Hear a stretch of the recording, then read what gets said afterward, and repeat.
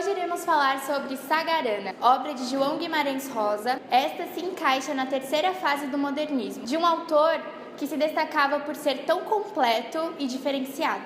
Analisando o título, podemos perceber que saga significa narrativa lendária. Irana, por outro lado, quer dizer a semelhança de. Portanto, Sagarana equivale a mais ou menos a semelhante a lendas. As 9 novelas de Sagarana são como parábolas, possuem lições muito profundas. Os contos se passam no interior de Minas Gerais. Aborda temas como a inevitabilidade do destino, astúcia, orgulho, desejo de vingança, a força dos instintos, a sabedoria das mulheres, a transcendência da vida e o medo da morte. Sagarana é realmente um livro muito difícil de se entender, por todos esses temas abordados e as tantas palavras diferentes utilizadas. Outras características muito importantes são o regionalismo universalizante e a dimensão mística do sertanejo. Hoje iremos analisar a novela São Marcos.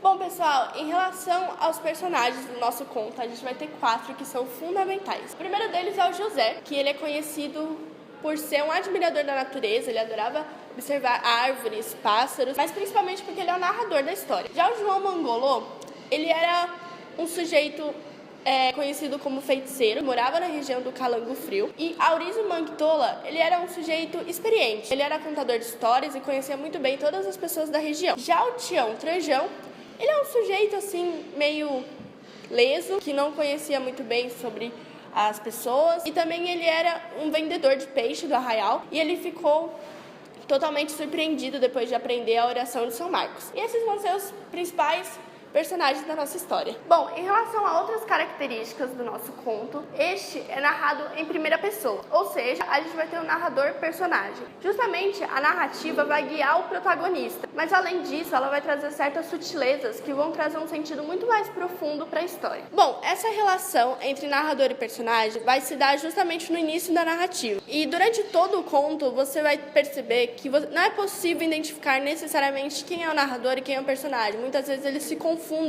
durante o meio da história. Muitas vezes isso por conta do nome deles, muitas vezes ele é chamado de João, outras vezes de José, então tem uma certa ambiguidade que causa esse efeito. Além disso, essa questão também vai trazer uma universalidade para o conto, ou seja, pode ser todo ou qualquer João ou José, então você não tem necessariamente essa identificação. Bom, pessoal, em relação ao cenário do nosso conto, ele vai se passar na região de Calango Frio, no arraial no interior de Minas Gerais. O tema mesmo é o mato, esse é o espaço principal que vai ser retratado na história, que é um ambiente cheio de som, cheio de vida, sensações, e conforme o personagem vai explorando essa região, ele também vai explorando a si mesmo, o seu próprio interior. Então a gente pode dizer que quanto mais o José aprofunda no mato, mais o João faz essa reflexão sobre a vida dele. Então a gente não pode dizer que nessa história espaço e personagem são conflitantes. Pelo contrário, ambos se ajudam, ambos têm relações, que é justamente essa relação de que um traz uma outra sensação para o outro. O conto São Marcos, de Sagarana, tem como cenário a cidade de Calango Frito, no interior de Minas Gerais, em que o personagem José vive.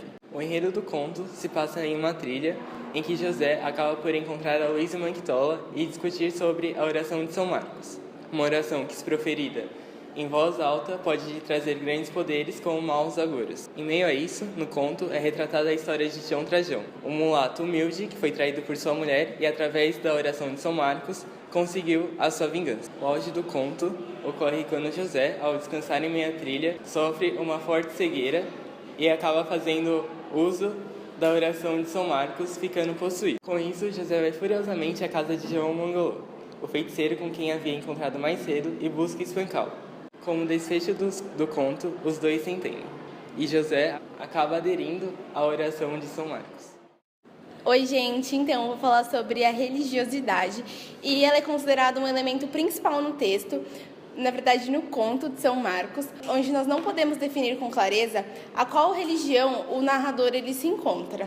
Nas crenças e simpatias citadas durante o texto, o José mostra uma relação com o sagrado que se aproxima muito do sincretismo religioso brasileiro, onde atualmente no Brasil nós nos declaramos crentes a certa religião, mas a gente também não pode esquecer da visão do mundo e do sobrenatural das outras crenças. Assim, desde cedo, o narrador ele declara-se incrédulo à relação à feitiçaria. Porém, ao final do conto, ele acaba provando de tudo que ele teve medo por causa do João Mangalô, onde, a partir desse momento, ele mostra uma forte crença aos efeitos da oração de São Marcos.